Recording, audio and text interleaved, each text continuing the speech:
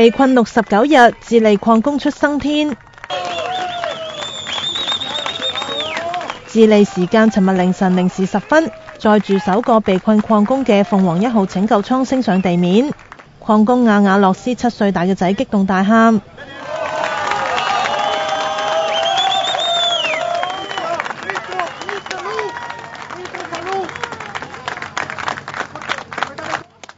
同屋企人逐一擁抱後，亞亞洛斯被送去醫院檢查。1個鐘之後，第二個礦工塞普爾韋達亦救出地面。佢性格開朗幽默，同老婆擁抱後，急不及待喺個袋度攞嘢，原來係地底嘅石頭，送俾救援人員同總統。佢被送院嗰陣仲好興奮。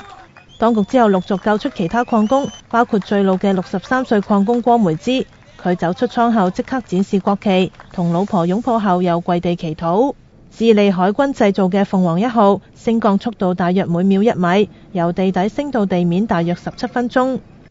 由於地底同地面溫度相差30度以上，礦工升井之前要着上厚衫同戴上墨鏡護眼。位於聖何塞嘅金銅礦喺8月5號塌方。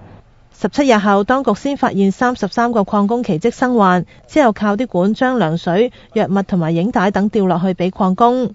經過個半月鑽探，當局終於喺上星期六成功喺622米深嘅隧道打通缺口，連日嚟作最後準備，尋日正式展開拯救行動。33個礦工被困地底69日，創下被困地底存活時間最長紀錄，成為國際焦點人物。被困地底嗰陣已經委託律師同傳媒同電影界針價賣故事，平分最少幾百萬港元報酬。